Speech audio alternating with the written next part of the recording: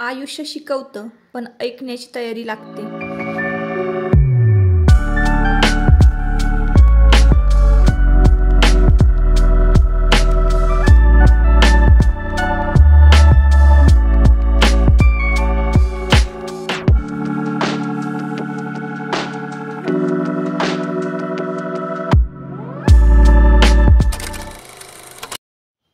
नमस्कार, मी सुप्रिया. आणखी एका नवीन व्लॉगमध्ये आपलं मनापासून स्वागत करते. तुम्हाला आजचा दिवस सुखाचा, आनंदी आणि आरोग्यदायी जाऊ.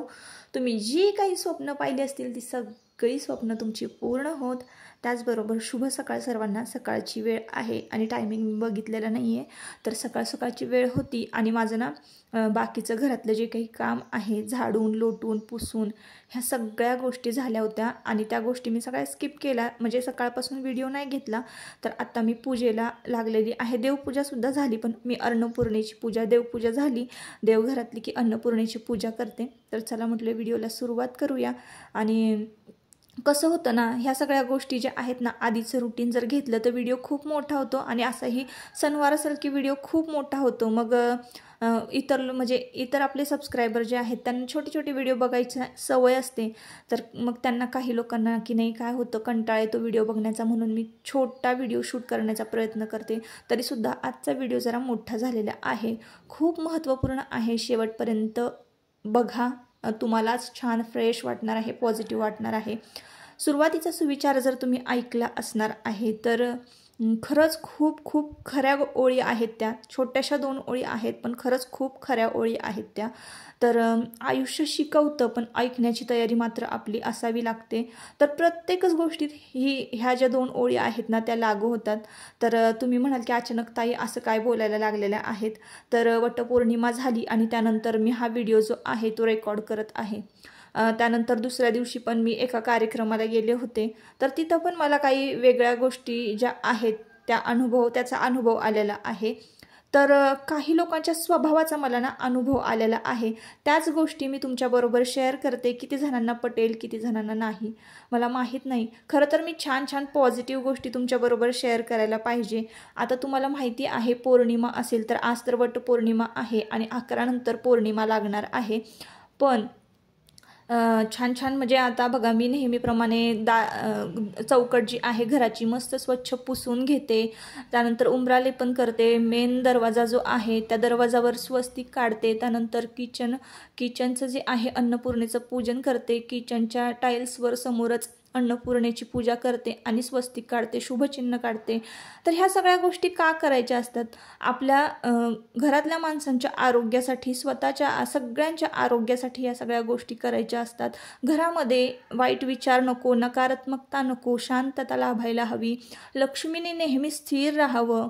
आपण जे काम हाती घेतलेलं आहे त्या कामात आपल्याला यश मिळावं. घरातलं वातावरण पॉझिटिव्ह असलं की एखादं काम घरातल्या माणसांनी जर हाती घेतलं, म्हणजे मेन पुरुष असू दे घरातला किंवा इतर कोणी, मी म्हणजे स्त्री एक घरातली असू दे करते, तर तिने एखादं काम जर हाती घेतलं तर ते काम पूर्ण व्हायला हवं. आता तुम्ही म्हणाल याचा आणि त्याचा काय संबंध आहे ताई? तर तुम्हाला सांगते मी. जेव्हा आपण फ्रेश माइंडने काम करत असतो, घरामध्ये स्वच्छता असते, पॉझिटिव्हिटी, सगळं छान असं फ्रेश वातावरण असतं ना, त्यावेळेला ना आपण जे काम करतो ना ते काम करण्यामध्ये आपल्याला म्हणजे जास्त मन लागतं, जास्त आपण आवडीने त्या गोष्टी करत जातो आणि जिथं कामात राम असतो ना तिथं यश मिळतं ताईंनो. तर अशा सगळ्या गोष्टी आहेत, तुम्हाला कदाचित पटलं असावं. तर ना मी आत्ता बघा अन्नपूर्णेची पूजा केली, देवपूजा झाली. ह्या सगळ्या गोष्टी ज्या आहेत आपण अमावस्या पौर्णिमेला करतो आणि नेहमीच मी त्या ब्लॉगमध्ये तुमच्याबरोबर शेअर करते, कुठल्या ना कुठल्या ब्लॉगमध्ये अमावस्या पौर्णिमेच्या, आणि त्याचे फायदेसुद्धा तुम्हाला सांगत असते. तर आजचा बेत काय आहे ताईंनो? आज काही पुरणपोळी नाही आहे, त्यामुळं निवांत उठले. जरा तब्येत पण बरी नाही आहे आणि त्यामुळं म्हटलं की चला सुट्टी नाही घ्यायची, सणवाराचा दिवस आहे तर ब्लॉग अपलोड करायला तरीसुद्धा उशीर झालेला आहे, ब्लॉगला समजून घ्या. तर छोले पुरी, आमरस, म्हणजे आमरस पुरी, छोले, भात, भजी, पापड असं आजची थाळी आहे. तर हे सगळ्या गोष्टी करायच्या आहेत. तर मी आता छोल्याची भाजी फोडणीला घालत होते. त्यानंतर पीठ मळून ठेवलं आणि मग त्यानंतर संपूर्ण कट्टा आहे ना स्वच्छ पुसून घेतला. तर मला सवयच आहे बघा, काही काम झालं ना की कट्टा पुसून घेण्याची. तर असो, आता बघा छोल्याची भाजी झालेली आहे. तर मेन गोष्ट मी तुम्हाला सांगते, जे की मी सुरुवातीला तुमच्याशी बोलले होते. तर ताईंनो, मला अशा काही लोकांचा अनुभव आलेला आहे ना, की मुळात आहे ना त्यांचा स्वभावच म्हणजे असा म्हणूया आपण तिरसट असतो, तिरसट. आणि म्हणजे नाही का, आपण आता आपलं मन जर एक चांगलं पॉझिटिव्ह असेल, चांगल्या चांगल्या गोष्टी आपल्या स्वतःमध्ये भरलेल्या असतील मनामध्ये, आणि आपण इतरांशी सुद्धा हसून खेळून असतो, सगळ्यांचा चांगलाच विचार करतो. पण काही ज्या व्यक्ती आहेत ना समाजामध्ये ना, तुम्हाला लाखात एक दोन तरी व्यक्ती अशा भेटतीलच, त्यांचं आपण काही करू शकत नाही. त्यांनी स्वतःमध्ये बदल केलात तरच तो बदल होतो, नाहीतर मग नाही. तर अशा काही व्यक्ती मला भेटल्या, आणि मग ते नाही का काय करतात माहिती आहे का, आता त्यांना आपल्यासारखं जर होता आलं नाही, किंवा काय ना ते आतल्यात काय माहिती का जळत असतात. ह्या सगळ्या गोष्टी ना, खरं सांगते ताईंनो, मला अजिबात माझा विश्वास नव्हता या सगळ्या गोष्टींवर. पण जसं जसं माझं वय वाढत गेलं, जशा तशा मला गोष्टी समजत गेल्या, रिअलाईज झाल्या, आणि तेव्हा कळालं की हा एक व्यक्ती दुसऱ्या व्यक्तीवर जळतो सुद्धा. आता तुम्ही म्हणाल हा जास्त भोळी बनू नको, पण खरंच सांगते ताईंनो, मला ह्या गोष्टी माहिती नव्हत्या. नवीन जेव्हा माझं लग्न झालं होतं तेव्हा, आता लग्नाला 10 वर्ष झाले, तेव्हा मी बऱ्यापैकी आता माणसं ओळखायला शिकलेली आहे. तर समाजामध्ये की नाही अशी काही व्यक्ती असतात, अशा काही बायका असतात ना, की त्या मुद्दाम आपलं माइंड जे आहेत त्या डिस्टर्ब करत असतात. असो, आता काय प्रत्येकाचं मी नाव वगैरे नाही सांगू शकत, किंवा ती माझ्याबरोबर काय घटना घडल्या हे सुद्धा मी नाही सांगू शकत. तर असो, एक साधी सिंपल मी ना हेअरस्टाईल केलेली आहे, आणि ती हेअरस्टाईल पण तुमच्याबरोबर शेअर करायची राहिली खरं हे सगळं बोलण्यामध्ये. तर माझ्याकडे हे 4 प्रोडक्ट आहेत, आणि ह्या 4 प्रोडक्टमध्ये की नाही मी माझा आजचा मेकअप लुक तुमच्याबरोबर शेअर करणार आहे. नेहमीच मी पुरणपोळीचा स्वयंपाक रेसिपी वगैरे सगळं शेअर करत असते, आणि तुम्ही कधीच पाहिलं नसाल की मी मेकअप वगैरे शेअर केलेला. तर अगदी साधा सिंपल माझा मेकअप असतो. पॉन्सची बीबी क्रीम माझ्याकडे आहे. आता बीबी क्रीम म्हणजे काय? बीबी क्रीम म्हणजे ब्युटी बम, म्हणजे नाही का कसं आहे, CC क्रीम जशी असते बघा कलर करेक्टर म्हणून, तर ते आपण डोळ्याखाली वगैरे आपले जे डार्क सर्कल आहे ते कवर करण्यासाठी वापरतो, तशी ही बीबी क्रीम आहे. यामध्ये फाउंडेशन वगैरे सगळं एकत्र बेस असतो, तर तो फक्त लावली ना ती क्रीम तर आपला बेस व्यवस्थित बसतो. आता खरं तर ताईंनो, मी ती क्रीम लावली बरं का, आणि थोडीशी मी रोज नाही लावत. तर याआधीच मी ना चेहरा स्वच्छ धुवून घेतला, फेसवॉश केला, मॉइश्चरायझर लावलेलं होतं, सनस्क्रीम लावलेली होती, आणि मग त्यानंतर मी बेबी क्रीम लावलेली आहे. आता त्यानंतर ना मी गेले कपाटामध्ये पॉन्स पावडर शोधायला, आपली कॉम्पॅक्ट पावडर शोधायला. पण ना ते शोधणं म्हणजे मला खिंड लढवण्यासारखं वाटलं बघा, एवढा पसारा आहे ना. मग घाबरून मी परत आले, म्हटलं एखादी जर वस्तू याच्यातनं पडली तर 1 तासभर मला तिथं आवरावं लागेल. म्हणून मी आपली साधी पॉन्स पावडर लावली. पॉन्स पावडर मी कधीच लावत नाही, पण लावली कारण मेकअप आपला 2-4 तास तरी सेट असला पाहिजे. आणि मग त्यानंतर आयब्रो पेन्सिल ज्या आहे साध्याच आहेत माझ्याकडं, तर त्यानं मी आयब्रोज ज्या आहे त्या फिलअप करून घेतलेल्या आहे. तर ताईंनो, माझ्या आवाजामध्ये तुम्हाला थोडासा फरक वाटत असेल तर वटपौर्णिमा झाल्यापासून ना जे मी थोडीशी आजारी पडलेली आहे, म्हणजे ताप वगैरे थोडासा वाटतोय मला, पण काही हरकत नाही. तर म्हटलं चला आता फायनली आपलं एडिट करून हा व्हिडिओ अपलोड करूच या. तर बघा आयब्रोज मी फिलअप करते. आयब्रोज कशा फिलअप करायच्या, तर माझ्याकडे ब्रशसुद्धा मला सापडत नव्हता. कपाट जे आहे आपलं ते आवरायचं आहे. एखाद्या दिवशी मी तो व्हिडिओसुद्धा अपलोड करेनच, सांगेनच, पण भरपूर असा पसारा झालेला आहे आणि ब्रशसुद्धा सापडला नाही. तुमच्याकडे ब्रश असेल ना आयब्रो ब्रश, तर त्यानं तुमच्या आयब्रोज ज्या आहेत त्या फिलअप करायच्या. ब्लॅक आणि ब्राऊन कॉम्बिनेशनमध्ये आपल्या आयब्रोज ज्या आहेत ना त्या फिलअप करून घ्यायच्या. आयब्रोजची जी लांबी आहे ती छान लांब असली पाहिजे डोळ्याच्या टोकापर्यंत, तर आपला चेहरा खूप छान दिसतो. त्यानंतर काजळ लावून घेतलं. आयलायनर तर मला नाही आवडत, पण तरी पण थोडंसं लावलं. आणि त्यानंतर मग मी थोडीशी लिपस्टिक लावलेली आहे, आणि तीच लिपस्टिक आहे ना मी थोडीशी ब्लश म्हणून वापरते. ब्लश म्हणून किंवा नोज कॉन्टरिंग काय म्हणतात बघा, चुकलं माझे शब्द तर सांगा तुम्ही, तर ते करून घेतलेलं आहे. मला मेकअपमधलं काहीच नाही ज्ञान नाही आहे बरं का, तरीसुद्धा. तर मी आत्ता आहे ना फिल्टर लावलेलं आहे ताईंनो, आणि फिल्टरच्या व्हिडिओने शूट करते. फायनली तुम्हाला मी साध्या कॅमेरामधून बघा मेकअप दाखवते. तर बघा असा काहीसा मेकअप झालेला आहे. नाही तर तुम्ही म्हणाल ताई एवढ्या गोऱ्या, तर एवढी नाही आहे मी. आणि असा एकदम मला आहे ना असं माकडासारखा मेकअप अजिबात नाही आवडत. ते काहीतरी वेगळंच दिसतं बघा, कान वेगळे आणि हाताची स्किन वेगळी आणि तोंडाची स्किन वेगळी चेहऱ्याची, तसं तर मला आवडत नाही. माझ्या हाताची जी स्किन आहे ती चेहऱ्याची इक्वल आहे, त्यामुळं असं विचित्र काय असं दिसत नाही, अगदी नॅचरल असा मेकअप दिसतोय. खूप लाईट असा मेकअप करायला मला आवडतो. ब्लश वगैरे पण नाही लावत, पण तरी पण थोडंसं मी आज लावलं होतं, का तर थोड्याशा रील्स वगैरे शूट करूयात म्हटलं.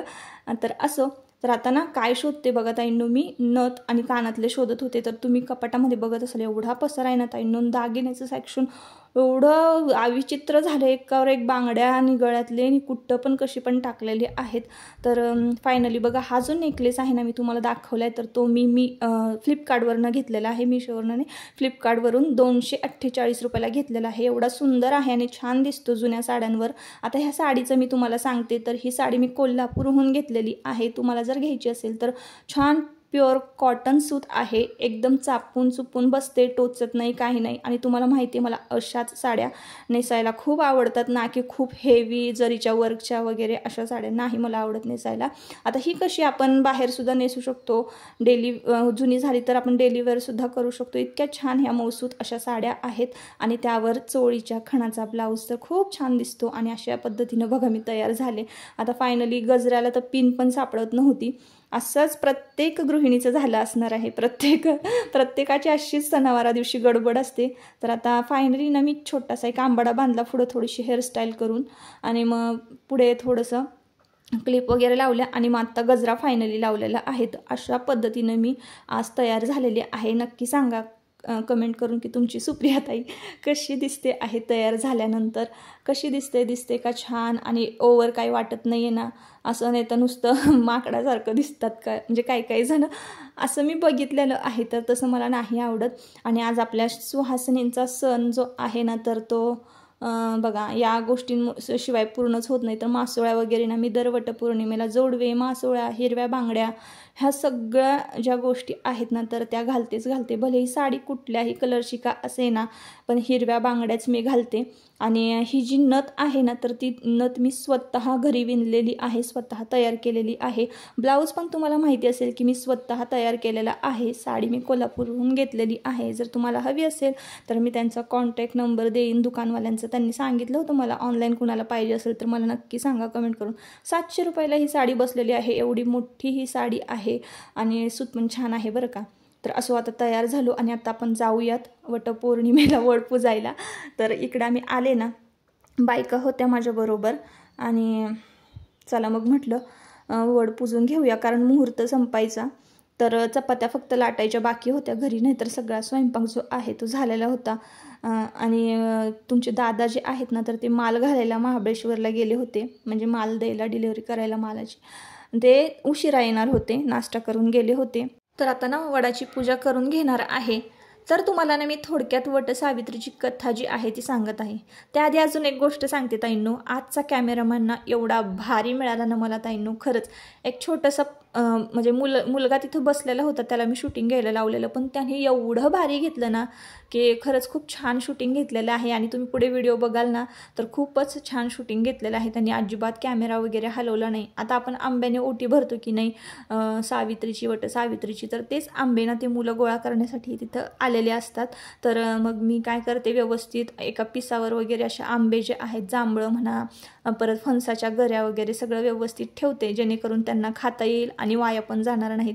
तर त्यालाच मी शूटिंग करायला लावलेलं ना, तर तो कॅमेरा प्रत्येक वेळेस माझ्यावरच झूम करत होता, माझ्याकडेच दाखवत होता. खूप छान त्यानं शूट केलेलं होतं.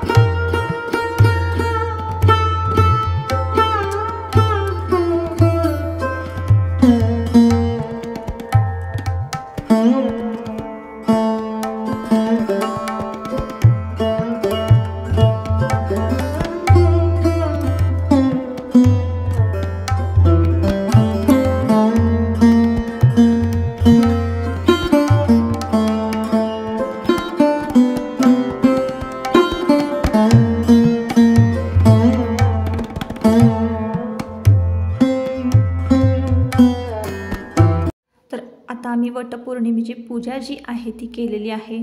छान सावित्री देवीची ओटी भरली आणि एक बघा असं गावामध्ये पूजाच मिळते वडाची पूजा, तर त्यामध्ये टिकली, बांगडी, काळे मणी, फणी हे सगळ्या अशा गोष्टी असतात. तर ते पॅकेट जे आहे ना ते ओटीच्या म्हणजे ओटी भरताना सावित्री देवीला व्हायचं असतं आणि मग त्यामध्येच धागा जो आहे तो मिळतो आपल्याला पांढऱ्या रंगाचा. तो वटपौर्णिमेच्या दिवशी वडाच्या झाडाला गुंढाळायचा आणि मग 7 फेरे ज्याप्रमाणे आपण 7 फेरे घेतो 7 फेऱ्यामध्ये आपण प्रत्येक गोष्ट जी आहे आपण वटवृक्षाला मागत जातो. तुम्हाला माहिती आहे वटवृक्षाच्या झाडाखाली ऑक्सिजन जो आहे ऑक्सिजनची लेवल भरपूर प्रमाणामध्ये असते. सगळ्यात जास्त ऑक्सिजन देणारं झाड हे वटवृक्ष आहे आणि म्हणजे चिरायू आहे. कधीच हे झाड जे आहे तुम्ही वाळलेलं बघितलं आहे का? कधीच नाही. म्हणजे ह्याला अखंड आयुष्य आहे या वडाच्या झाडाला. त्याचप्रमाणे आम्हालासुद्धा आणि आमच्या घरातल्या कर्त्या पुरुषाला म्हणजे आमच्या सौभाग्याला ना अखंड आयुष्य दे, सगळ्यांना सुखी निरोगी ठेव. आणि आपण एक प्रकारे ना कृतज्ञताच व्यक्त करतो वडाच्या झाडाची, कारण सगळ्यात जास्त ऑक्सिजन देणारं तेच झाड असतं. आपले हिंदू धर्मातले बरेचसे सणवार जे आहेत ना ते निसर्गाशी संबंधित आहे, म्हणून प्रत्येक वेळेस आपण छान असं तयार होऊन सजून आणि नटून, तो एकच दिवस असतो आपला की आपण आवर्जून ना तयार होत असतो. नाही तर एरवी तुम्ही बघाल का आवर्जून तुम्ही तयार व्हाल का? तुम्हाला फोटो वगैरे काढायचा असेल तर अजिबात नाही, कारण इतर कामंसुद्धा आपल्याला असतात. तर याच दिवशी ना आपण बायका सुहासणी ज्या आहेत ना तर ते छान नटतात, पूजा करतात, निसर्गाची कृतज्ञता व्यक्त करतात. तर असा आजचा दिवस असतो. आता सत्यवान आणि सावित्रीची गोष्ट तर तुम्हाला माहितीच असणार आहे. तर असो, आता इकडं आम्ही सगळ्या सुवासिनींना एकमेकीची ओटी भरली. प्रत्येक भागामध्ये पद्धत वेगवेगळी आहे. आमच्याकडे आंब्यानं ओटी भरतात, काही ठिकाणी करवंद, फणस, जांभळं आणि परत केळ, त्यानंतर आंबा, तर ह्या सगळ्या गोष्टींनी ना ओटी भरली जाते. आणि मग आमच्याकडे तर फक्त आंब्यानेच भरतात ओटी.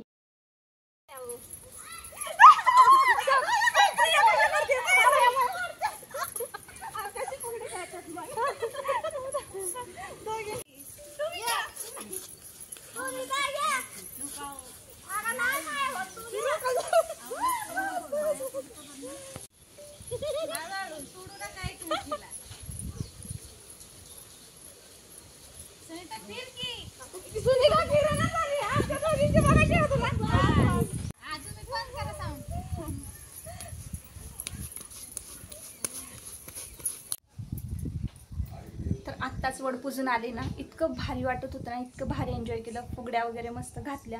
माझासुद्धा वटपौर्णिमेचा उपवास होता. दिवसभर मी काही खाल्लं नव्हतं आणि आताचं टायमिंग जवळजवळ 3:30 वाजत आले होते. तुमच्या दादांना फोन केला होता तर दादा अर्ध्या रस्त्यापर्यंत आले होते आणि त्यांनी मला गरमागरम अशी बटाट्याची भजी करायला सांगितली. चला मग म्हटलं, न कंटाळा करता भजी तर करायलाच पाहिजेत सांगितले म्हटल्यानंतर आजच्या दिवशी ना कोणाला काहीही बोलायचं नाही असं माझ्या मनात होतं, म्हणून म्हटलं. नाही तर मी भजी केलीच नसती, इतके कंटाळे होते ना फुगडी घालून. तर असो, तर आजची थाळी अशी साधी सिंपल होती. तर आमरस, चपाती, बटाट्याची भजी, छोल्याची भाजी, भात, एकदम साधी सिंपल. पुरणपोळीचा स्वयंपाक जर असताना तर मग मला लवकर उठावं लागलं असतं आणि तेव्हा तर मग जास्तच माझी दगदग झाली असती. पण मी लवकर उठले असते. पुरणपोळीचा स्वयंपाक असता तर लवकर आटपतं माझं. साधा स्वयंपाक होता आणि मग यावर्षी ना पौर्णिमा 11 नंतरच लागणार होती, त्यामुळे सगळ्या गोष्टी ज्या आहेत त्या निवांत चालल्या होत्या. आता संध्याकाळची वेळ आहे. किचनवरची जी काही खरकटी भांडी दुपारच्या जेवणाची ती सगळी घासली, किचन कट्टा क्लीन केला, पुन्हा एकदा घर आवरलं आणि आता मी संध्याकाळच्या दिवाबत्तीला सुरुवात केलेली आहे. तर आज ना मी दिवसभर साडी काढली नाही, तरीसुद्धा साडीमध्ये इतकं कम्फर्टेबल वाटत होतं आणि ब्लाऊजसुद्धा इतका कम्फर्टेबल होता ना की असं वाटतच नव्हतं की साडी घातलेली आहे आणि कामं करता येत नाही. सगळं साडी घालूनच मी कामं केलेली होती. सकाळी ना मी तुमच्याबरोबर देवपूजा शेअर करायची विसरले, म्हणून संध्याकाळी आता मी तुमच्याबरोबर देवपूजा शेअर करते. तर मस्तपैकी ना शेवंतीची फुलं आणली आणि शेवंतीची फुलं आणून आज ना देवपूजा केली होती. तर संध्याकाळची वेळ आहे आणि मग असं शुभम करोती लावायची घरामध्ये टी व्हीवर यूट्यूबला आणि मग दिवाबत्ती करायची. तर असा असतो सणावाराचा दिनक्रम जो आहे तो. तर सकाळी सकाळी ना इतकी गडबड झाली आणि उंबराले पण केलं, पण रांगोळी काढायलाच वेळ मिळाला नाही. संध्याकाळी आता वेळ मिळाला तर चला म्हटलं छोटीशी का होईना आपण संध्याकाळच्या वेळेला जरी रांगोळी काढली तरीसुद्धा चालतं. तर संध्याकाळी रांगोळी काढली, स्वस्तिक काढलं होतं मुख्य दरवाजावर आणि मग त्यानंतर ही आहे आजची देवपूजा. तर असो ताईंनो, आजचा व्हिडिओ जरा मोठा झालेला आहे. मेकअप कसा वाटला मला नक्की कमेंट करून सांगा. आजच्या व्हिडिओचा शेवट आता आपण इथंच करूया. परत पुन्हा भेटूया नवीन एका व्लॉगमध्ये. तोपर्यंत स्वतःची काळजी घ्या आणि मस्त राहा. Bye bye.